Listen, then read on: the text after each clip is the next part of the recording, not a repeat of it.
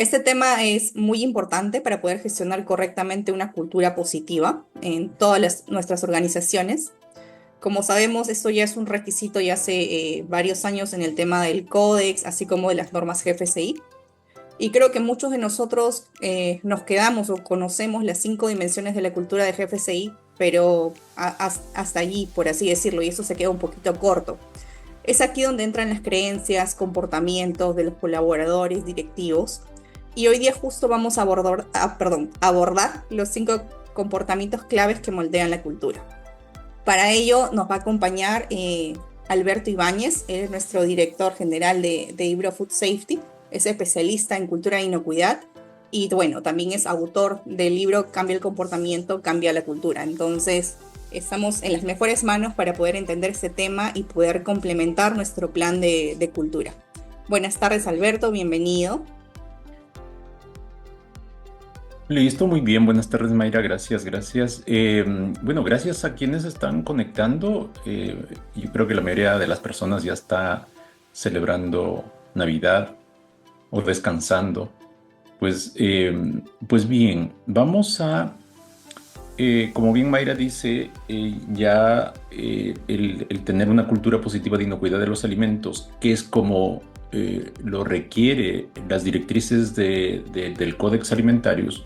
Recuerden, en el documento Principios Generales de Higiene de los Alimentos se describe las buenas prácticas de higiene y también está la estructura de los principios del HACCP. Y en las buenas prácticas de higiene, ahí está la directriz que es necesario eh, abordar o desarrollar una cultura de inocuidad positiva.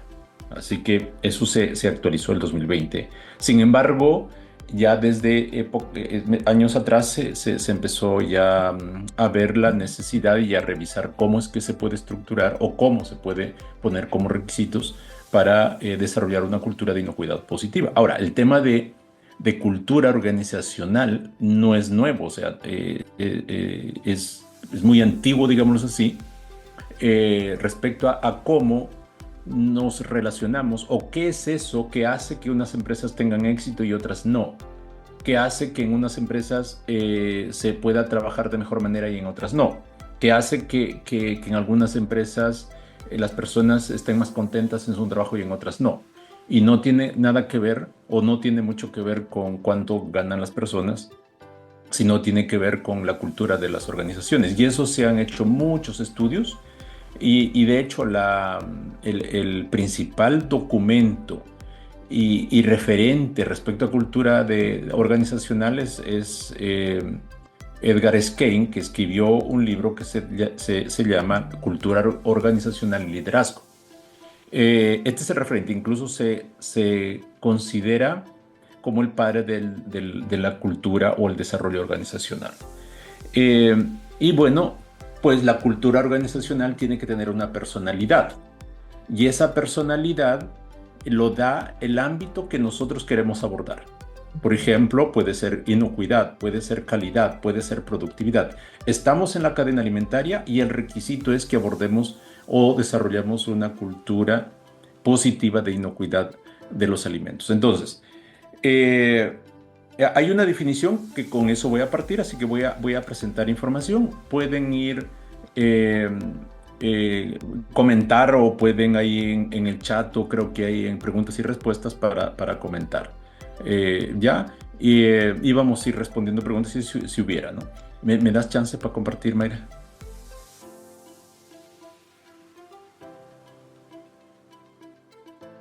Listo, Alberto. Ahora sí.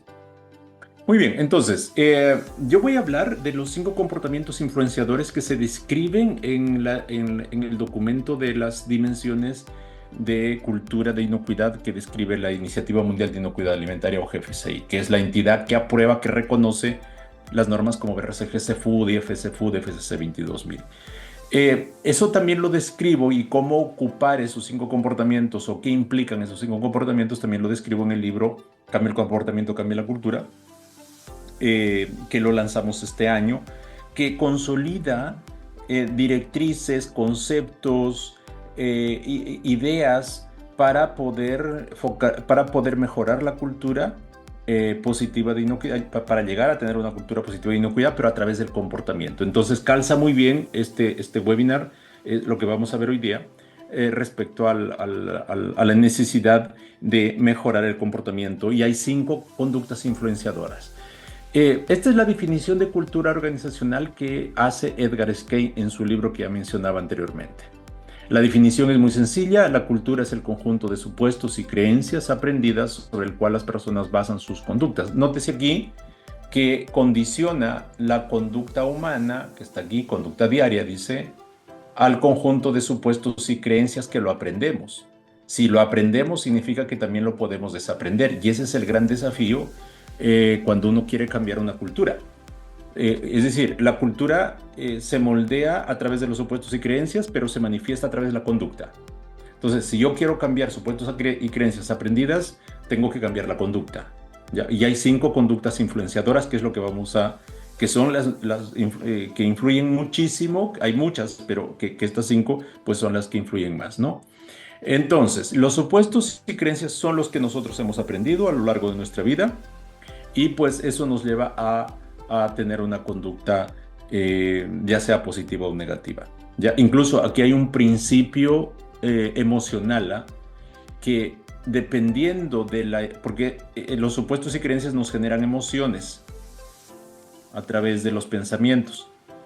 Y esta emoción te lleva a tener una conducta. Por lo tanto, aquí hay un principio clave de conducta humana. Es el principio emocional de: si tu emoción es positiva, es decir, dependiendo de la calidad de tu emoción o de la característica de tu emoción, tu conducta va a ser positiva. Si tu emoción es negativa, tu conducta va a ser negativa. ¿Cuántas veces nosotros nos hemos enojado? Ya, expresas una emoción, sientes eso, corporalmente incluso lo sientes, y tu respuesta va a ser negativa. Tu acción va a ser negativa. Tu lenguaje, tu acción, tu lenguaje corporal, tu lenguaje verbal. ¿Sí? Ese es algo negativo. ¿Ya? Entonces, ese es un principio, ¿eh? Yo lo entendí así, y ahora trato de ser más consciente de mis emociones antes de tomar alguna conducta o hacer alguna conducta, ¿no? Y esta es la definición de cultura de inocuidad según la Iniciativa Mundial de Inocuidad Alimentaria, que habla de valores compartidos, creencias y normas que afectan la mentalidad. Aquí agrega esta definición, y afecta también al comportamiento hacia la inocuidad alimentaria. Entonces, habla de valores compartidos, creencias y normas. Es muy similar a la definición de cultura organizacional que dio Edgar Schein. ¿Ya? Dicho de otra manera, sería esta mirada, ¿no?, de cómo se forma la conducta humana.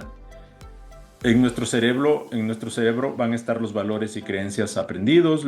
Eso condiciona lo que pensamos, y lo que pensamos nos genera emociones, y eso nos lleva a comportarnos de alguna manera.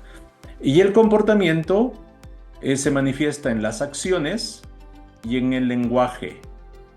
En esas 2 dimensiones se manifiesta la conducta humana. Entonces, y ahora llevémoslo esto a inocuidad, al ámbito. Si queremos tener una cultura positiva de inocuidad alimentaria, significa que mi comportamiento, el comportamiento de cada persona, tiene que ser orientado a proteger el alimento, que no vaya contaminado al mercado. Nuestro lenguaje también, es decir, nuestras acciones y nuestra comunicación tiene que ser enfocada hacia la inocuidad en todo nivel de la organización. ¿Ya? Y aquí un dato muy, muy importante. Toda organización tiene una cultura. Si la organización no trabaja por tener una cultura con personalidad, y esta personalidad en la cadena alimentaria sería cultura positiva de inocuidad de los alimentos, la cultura se va a generar por defecto. No es que no tenga, siempre va a haber una cultura de inocuidad. Lo que pasa es que se genera por defecto y no necesariamente va a ser positiva. Entonces, la cultura se genera por defecto o por diseño, ¿ya? Y siempre estas 5 conductas influenciadoras que vamos a comentar luego van a influir, ya sea para que se genere por defecto o que se genere por diseño. ¿Ok? Este es el modelo de Edgar Schein, que habla de los 3 niveles de la cultura organizacional.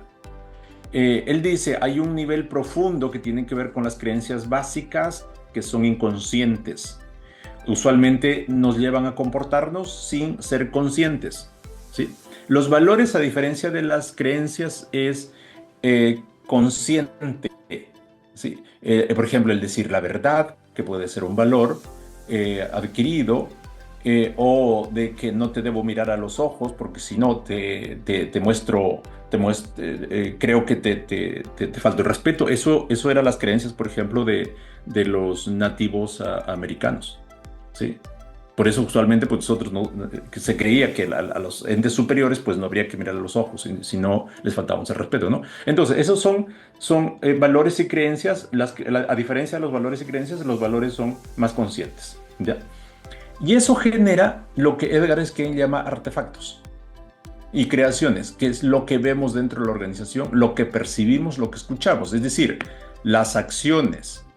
Por ejemplo, la aplicación de buenas prácticas que vemos en las personas sería un artefacto.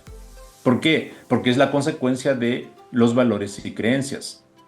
El lenguaje, lo que se comunica dentro de la organización sería un artefacto. La higiene dentro del ámbito de producción del alimento también sería un artefacto. ¿Por qué? Porque es la consecuencia de las decisiones que tomaron las personas. Es decir, todo lo que se ve, lo que percibe, lo que se escucha, que es consecuencia de las decisiones de las personas, se llama artefactos. Y a mí me gusta muchísimo ese concepto porque en estricto rigor, todo lo que nosotros vemos dentro de la organización es un artefacto. Todo. Todo. Incluso si la empresa compró equipos con diseño sanitario, eso sería un artefacto. ¿Por qué? Porque fue decidido por alguien que sí tenía o no tenía enfoque respecto a la inocuidad, ¿no? Entonces, estos son los ámbitos de los artefactos, los dejo ahí como de manera genérica.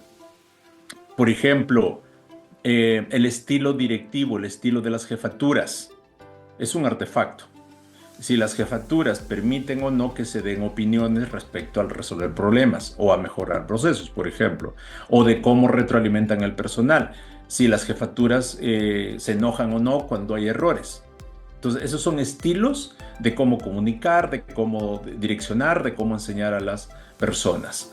La arquitectura y diseño, ya comentaba algo respecto a la infraestructura, eso también es uno de los artefactos, ¿no? Entonces, en varios ámbitos, nosotros va a emerger o va a salir respecto a la toma de decisiones que hacen las personas. Por ejemplo, ¿qué tiene que ver en la conducta humana con que en mi sala de proceso exista condensación? La pregunta es esa, ¿qué tiene que ver la conducta humana? Tiene que ver mucho, porque alguien tomó la decisión de no construir una sala ventilada de tal forma de que removamos el aire y no tenga esta condensación.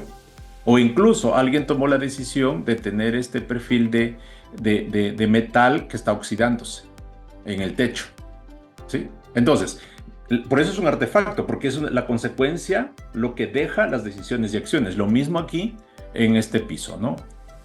Aquí hay otro que tiene que ver con que nosotros que veamos un escobillón aquí que está apoyado en un pallet ya preparado para despachar al cliente. ¿Qué tiene que ver? Tiene que ver mucho porque alguien tomó la decisión y cree que es buena idea pues dejar ahí este escobillón, además que está sucio, ¿ya? Entonces, por eso son los artefactos, ¿no? Todo lo que vemos, todo lo que percibimos es consecuencia de las acciones que hacen las personas, ¿no? Por lo tanto, para mí, como Alberto, y eso lo explico también en el libro, el comportamiento es el elemento central, ¿ya? Entonces, al modelo que postuló o que definió Edgar Skene, los 3 modelos de cultura organizacional, él dijo, pues son los artefactos, es lo que vemos, los que escuchamos. Sin embargo, yo a los artefactos los separo. El comportamiento es un tipo de artefacto, que ya hemos dicho, el comportamiento se manifiesta en las acciones que hacen las personas y en el lenguaje, ¿no?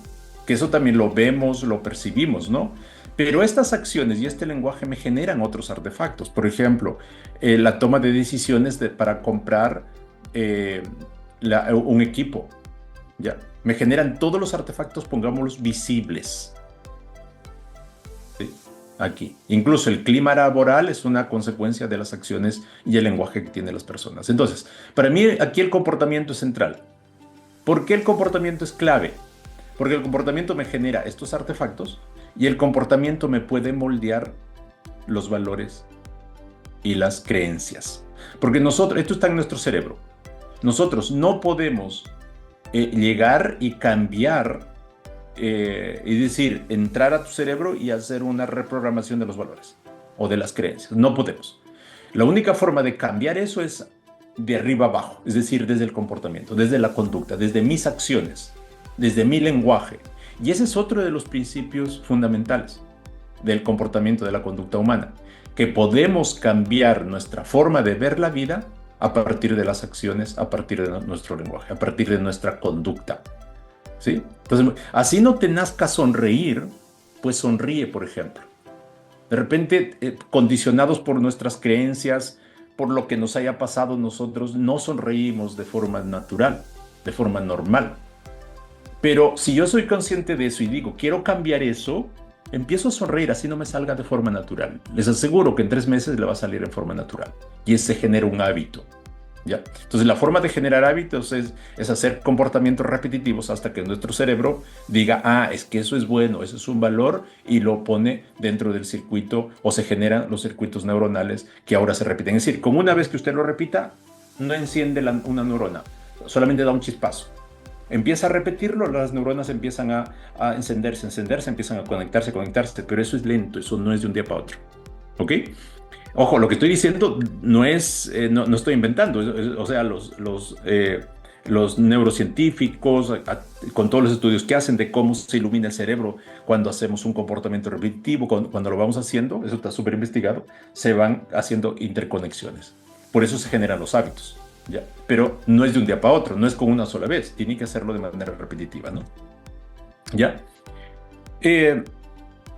Entonces, hasta ahí es un poco la idea de qué es cultura, para empezar a hablar de los 5 comportamientos más influenciadores de la conducta dentro de los ambientes de producción, ¿no? Primero, el psicólogo estadounidense Lawrence Kohlberg estipuló o diseñó la escala de moralidad en 3 niveles. Hay un nivel preconvencional donde ahí actuamos por miedo. ¿Sí? Este sentimiento que es uno de los 3 jinetes del apocalipsis, ¿sí? El miedo, la ira y la culpa son los 3 jinetes, ¿ya? Del apocalipsis. Entonces, uno de ellos actuó por miedo. Ese es el principal motivador de la conducta. Entonces, las personas actúan por miedo. Entonces, el motivador de la conducta es el control, la supervisión. Entonces, si ese motivador existe, si el miedo existe, va a funcionar la conducta.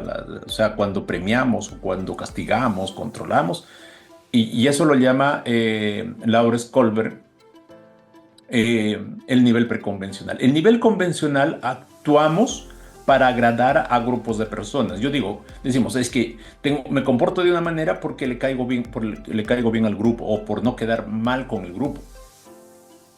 O por no quedar mal con una persona, o en función de la persona yo me comporto. Por ejemplo, en función de lo que diga mi jefe yo me comporto, o en función del grupo me comporto. Entonces ese es el nivel de moralidad convencional. Y el nivel postconvencional ya es el nivel más alto, y ahí hay una reflexión ética antes de actuar. El motivador de la conducta es la valoración de ciertos valores y principios. Yo actúo porque hay estos principios. Ese es el nivel más alto de la escala de moralidad. ¿Por qué digo esto? Porque las 5 conductas influenciadoras o más influenciadoras del comportamiento son estas de aquí, estas 5. ¿Sí? En donde me comporto según puedo ser visto. Esto sería la conducta de iluminación. Me comporto según soy visto, ¿sí? Si me ven, me comporto de una manera. Si no me ven, me comporto de otra manera. Por eso es que funciona la supervisión, ¿sí?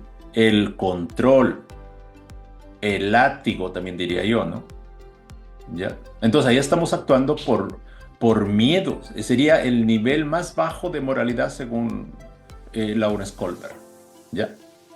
Entonces, si esto predominara, si este comportamiento predominara, yo debo mejorar mi supervisión. reforzar mi supervisión. Las empresas que tienen 2 o 3 turnos, turno noche o turno 3 o turno 2, donde la plana administrativa no está, usualmente en esos turnos pues hay más problemas. ¿Por qué? Porque las personas tienden a dejar de hacer ciertas prácticas del proceso. Es decir, su comportamiento es distinto. Entonces, cuando lo ven de una forma y cuando no lo ven de otra forma, ¿no? El otro comportamiento que está de amarillo es la zanahoria y el garrote. Esta es otra conducta, ¿ya? Conducta influenciadora. Si hay premios, esa es la conducta, o me castigan, es el otro tipo de conducta, yo me comporto de una determinada manera. Si me premian porque mantenga mi área ordenada o mi área higienizada, pues entonces yo me comporto de esa manera. ¿Por qué? Porque si no, no hay premio. ¿Ya? También es el nivel más bajo según la escala de moralidad de Lawrence Kohlberg, ¿sí? Porque ahí estoy actuando con un mecanismo de, entre comillas, miedo. ¿Ya? De la iluminación es que actúo de esta manera porque si me pueden ver o no me pueden ver, ¿no? Entonces tengo miedo, y abajo es que tengo miedo o tengo temor a no ganar el premio o al castigo. Por eso es el nivel más bajo. Ahora, si esto predomina en la empresa, debo diseñar bien la zanahoria y el garrote, porque es el principal el motivador que no funciona a largo plazo. ¿Sí? ¿Por qué? Porque las personas dan por sentado de que el premio va a estar y se acostumbran a eso. Nos acostumbramos, nuestro cerebro dice, no, pues eso ya te lo ganaste, ¿no? Y cuando tú quitas eso, viene la insatisfacción, ¿sí? Muy fuerte. Insatisfacción muy fuerte. ¿Ya? Entonces, esos dos son del nivel más bajo, ¿no? En el nivel intermedio están estos de celeste, que el primero es, si todo el mundo lo hace, yo lo hago. Entonces quiero quedar bien con el grupo, quiero quedar bien con mis colegas, con mi familia, con mi comunidad. ¿Ya? Si esto predominara en la organización, si el efecto rebaño predominara, que hay que identificarlo, hay que ver si el efecto rebaño tiene un comportamiento positivo hacia la inocuidad o negativo hacia la inocuidad. Eso hay que revisarlo. Si el comportamiento es pro inocuidad, genial. Yo reforzaría ese rebaño. ¿Sí? Estaría ese rebaño cuidado. ¿Sí? ¿Por qué? Para que a la persona nueva que llegue a ese rebaño o a esa área, pues sabemos que va a ser integrado rápidamente en el rebaño. ¿Sí? Porque recuerden que la cultura se vive en grupos de personas, no es de una sola persona. Ahora, ¿qué pasa si el comportamiento es negativo? Si el comportamiento es negativo, si el rebaño tiene comportamientos que no son pro inocuidad, la persona nueva que llegue, simplemente así tenga buenas intenciones, así haya trabajado en un ámbito positivo con respecto a la inocuidad en otras empresas, en un corto plazo, 1 mes, 2 meses, 3 meses, va a tener las prácticas negativas que el grupo completo, porque necesita caer bien al grupo. ¿Ok? ¿Qué hay que hacer ahí? Yo digo, destruyan al rebaño. Hay que buscar un mecanismo, hay que identificar cuáles son esos comportamientos, quiénes son los líderes de ese rebaño, para poder intervenir y convertirlo en que sea un rebaño positivo. Entonces, pero eso hay que trabajarlo, hay que identificarlo. ¿Ok? El otro comportamiento que está a nivel intermedio, regreso aquí a acá, a nivel convencional, que actuamos por grupo o en función de grupo, o para agradar a un grupo, a una persona, el otro comportamiento influenciador, conducta influenciadora, es cuando seguimos al jefe o al líder. Si mi gerente lo hace, si mi jefe lo hace, yo lo hago por quedar bien con él. Aquí de nuevo, el problema de esto es que a lo mejor el líder, y de hecho la influencia que ejerce el líder, la jefatura, es tremenda en la conducta del equipo de trabajo. El problema es que puede ser negativo o positivo el enfoque hacia la inocuidad del líder. Si es negativo, el área, el grupo, el equipo, no va a ser pro inocuidad. Y esto se correlaciona, es decir, puede que el líder, el jefe, sea el líder del rebaño. ¿Sí? Si eso lo identificamos y es negativo, tenemos que intervenir al líder. ¿Sí? Hacer una intervención al líder, hacer un coach. El líder ahí no es líder hacia la inocuidad. ¿Sí? Si es positivo, si el líder ya está influyendo positivamente, yo lo que haría es reforzar a ese líder. ¿Sí? En ambos casos, tanto si el líder es negativo, no es pro inocuidad o es a favor de inocuidad, debemos trabajar para desarrollar el liderazgo de las personas. En cualquiera de los casos nos va a servir. ¿Sí? Yo estoy convencido que el liderazgo es lo que nos va a generar una cultura positiva de inocuidad fuerte, una cultura positiva. Yo estoy convencido de eso. ¿Ya? El problema es que no lo entendemos todos. Creemos que solamente con un plan de mejora de cultura, no sé quiénes están en este webinar participando como asistentes, a lo mejor en sus empresas tienen planes y creemos que el plan ya es cultura. Eso no es cultura. O sea, no me está generando nada el plan. Así lo implemente mi plan. Porque si son acciones aisladas y no con un enfoque hacia el liderazgo, simplemente no vamos a morir en el intento. Y el nivel más alto de conciencia, según Laures Kolber, es el comportamiento de culpa y conciencia. Es decir, este es otro motivador potente. Me comporto de esta manera porque sé que es lo correcto. Me lavo las manos porque sé que es lo correcto. Dijimos que nos vamos a lavar las manos cada 2 horas y me los lavo porque sé que es lo correcto. ¿Sí? Es este nivel más alto que muy pocas personas llegan o llegamos a este nivel. Usualmente, ahora, esto se diagnostica. Nosotros tenemos una herramienta diseñada en base al libro que editamos este año, de determinación del tipo de cultura y de la madurez de la cultura con 3 elementos. ¿Sí? En donde uno de ellos vemos conductas, otra de ellos vemos creencias, ¿sí? Y otra de ellas miramos los artefactos y hacemos un cruce. ¿Por qué hemos hecho nosotros esto? ¿Por qué hacemos esto? El mirar los artefactos, hacemos una inspección y entrevistas con personas claves. Lo mismo las creencias. En las creencias hacemos encuestas y hacemos focus group, por ejemplo, para determinar qué creencias están predominando respecto a inocuidad. Y la conducta también hacemos una escala de madurez ahí. Ahora, hay muchas herramientas que solo miran esto. Pero ¿cuál es el resultado según lo que hemos visto? Cuando solamente miramos esto, las encuestas, al final las personas son más positivas respecto a la cultura de inocuidad de lo que en realidad se vive. O sea, hay una brecha más o menos de 30%, 30 puntos, si es en porcentaje 30%. ¿Sí? Es decir, somos 30% más positivos contestando encuestas de conducta. O sea, las encuestas dicen, es que usted, su líder provee recursos para ámbitos de inocuidad. Sí, siempre.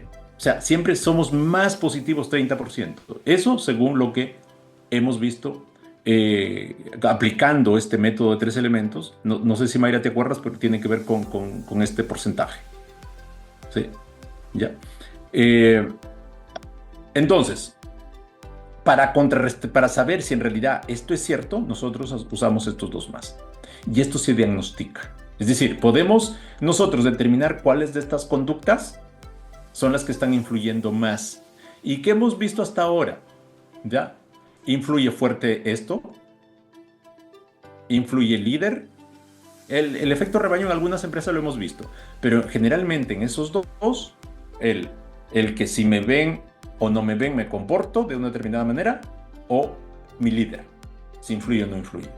¿Sí? Y en algunas empresas tienen zanahoria y garrote, pero pues, digamos, siempre ha sido estas son las que salen en primer lugar cuando nosotros diagnosticamos. ¿Sí? Entonces, podemos aprovechar esto. No es que estos sea uno mejor un comportamiento que otro. Obviamente, a nivel de escala de moralidad de Laures Kolber, sí. Pero del punto de vista de aprovechar la fuerza de estas conductas influenciadoras, pues sea cualquiera que sea que esté predominando, nosotros debemos intervenir. ¿Sí? El foco va a ser mejorar la conducta pro inocuidad de de las organizaciones. ¿Sí? ¿Ya? ¿Por qué es tan importante esto? ¿Y por qué es tan importante siempre que nos ha salido el sigo a mi líder? ¿Por qué? Porque los comportamientos se contagian. ¿Sí? Y especialmente quien tiene el poder dentro de la organización es el que contagia más, que influye más, que serían los líderes, las jefaturas, ¿no? Incluso entre colegas nos podemos influenciar, incluso desde mi personal, ¿no?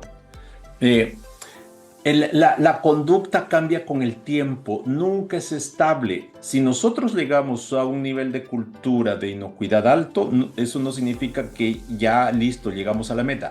No hay una meta. Hemos encontrado también con diversos estudios o diversos evaluaciones de madurez que nosotros hemos hecho haciendo uso del método de 3 elementos que tenemos, que muchas empresas ponen una meta. Es que quiero lograr 95% de madurez. No se pongan metas. Nuestra recomendación no es poner metas, es ir avanzando en qué conducta quiero mejorar. Ahora, obviamente puedo medirlo, puedo estimarlo, puedo observarlo. Pero si yo me preocupo por la meta y no me preocupo por hacer acciones concretas para mejorar las conductas, observar qué cambios están ocurriendo que van a afectar a mi comportamiento positivo que a lo mejor ya gané, que puede ser rotación de personal, nuevos productos, nuevos procesos, cambiamos de jefaturas, viene una jefatura nueva, viene un gerente nuevo y ese gerente nuevo viene con enfoque de costos, quiere instalar una cultura con personalidad a costos. Pero nosotros estamos impulsando que nuestra cultura tenga su personalidad de inocuidad. Pero el jefe el líder máximo viene con foco costos, te va a cortar todos los costos que él cree que genera todos los recursos que generan costos. Capacitación, de repente va a reducir uso de utensilios de limpieza que son industriales, va a empezar a comprar utensilios de limpieza que son de domiciliarios, eso pasa mucho en la industria. Entonces, influye muchísimo. Todos esos cambios hacen que nuestro nivel de cultura baje, pero debemos estar atentos a eso. ¿Qué impulsa a nuestro tren de cultura? Capacitación siempre. Liderazgo es clave. ¿Sí? Todo se levanta o todo cae por el liderazgo. Esa es una frase que dice uno de los principales gurús de liderazgo, que es John Maxwell. Y yo lo creo, nosotros en Ibro creemos eso. ¿Sí? El liderazgo es para todo. En tu familia, si tu familia está consolidada o destruida, es por el liderazgo. En un país, si el país va bien o va mal, es por el liderazgo. En la empresa, si va bien o mal, es por el liderazgo. En tu comunidad, si va bien o mal tu comunidad, es por el liderazgo. ¿Sí? Incluso yo me atrevo a decir que tenemos problemas sociales, ¿sí? Delincuencia, hoy día que pues, en nuestra región está como que eso es no sé si de moda decirlo, pero es noticia de todos los días. Yo creo es porque hemos fallado como sociedad en desarrollar liderazgos. Y especialmente nosotros como padres. Yo soy papá y me hago responsable de eso. ¿Por qué? Porque nosotros, si el papá no somos líderes, simplemente tus hijos no te van a seguir a ti, van a seguir otros modelos. Y van a seguir los caminos más fáciles y que son todavía más perjudiciales. Lo fácil te trae beneficios inmediatos, ¿sí? Pero el costo es alto a la larga. Lo difícil no te trae beneficios inmediatos. Tienes que pagar un costo alto al inicio, pero trae muy buenos beneficios a largo plazo. Y eso ese es un tema de liderazgo también que lo podamos entender, ¿ya? Entonces, para mí, para el equipo de Ibro, para nosotros el liderazgo es clave, ¿ya? Entonces, otros detalles mencionamos ahí en el libro de Cambia el comportamiento, cambia la cultura. Si alguien quiere adquirirlo, si alguien quiere también, hasta que lo obsequiemos, pues le podemos obsequiar, no pasa nada. Algunos lo compran, otros lo obsequian, principalmente a los clientes nuestros los obsequiamos, o vemos a líderes que están trabajando por cambiar la cultura de inocuidad en las empresas, pues los regalamos ahí, que es parte de lo que hemos hecho, ¿no? Así que eso, si hay alguna duda, consulta. De todas maneras, este webinar queda grabado para de repente por ahí difundirlo, Mayra, de este tema, ¿ya? Así que pues muchas gracias. Eso ha sido el tema de hoy día. Yo dije obsequiar y Jacqueline ya quiere que lo obsequie. No sé dónde está Jacqueline. Tenemos alcance en Chile y Perú por ahora. Digamos que tenemos libros físicos allá que podemos distribuir. Para otros países es un poquito más difícil, ¿ya? Así que eso, Mayra, muchas gracias. Muchas gracias, Alberto. Gracias por acompañarnos también a todos los presentes. Esperamos que hayan podido sacar un poquito de esta charla y que les dé el inicio, ¿no? Para poder abordar un poquito, averiguar más acerca de eso de comportamiento y creencias, porque realmente con estas evaluaciones que hemos realizado nos hemos dado cuenta que las 5 dimensiones de GFCI quedan demasiado cortas para poder nosotros diagnosticar y sobre eso plantear estrategias. Recuerden que en verdad la cultura está hecho por las personas, o sea, los colaboradores. Entonces, los comportamientos, creencias, como mencionaba Alberto, son los que van a marcar, ¿no? Entonces son sobre los que tenemos que trabajar. Y bueno, es responsabilidad de todos nosotros, ¿no? Poder lograr una cultura de inocuidad que se refleje también en los productos que llevamos a la mesa de todos nuestros consumidores, clientes finales, ¿no? Muchas gracias por acompañarnos, ya también por las fechas, vamos a desearles unas felices fiestas, ya nos vamos a volver a ver en enero para nuestro próximo webinar que vamos a tratar acerca de los cambios claves de BRC Packaging y también inteligencia artificial con HACCP. Les recomendamos nos sigan en LinkedIn o bueno, de repente Facebook, Instagram, donde subimos todos los eventos que realizamos, para que estén al tanto, puedan inscribirse y participar de estos eventos que son gratuitos, ¿no? Que buscamos justamente llevar información y conocimiento a todos nuestros colegas del rubro de alimentos.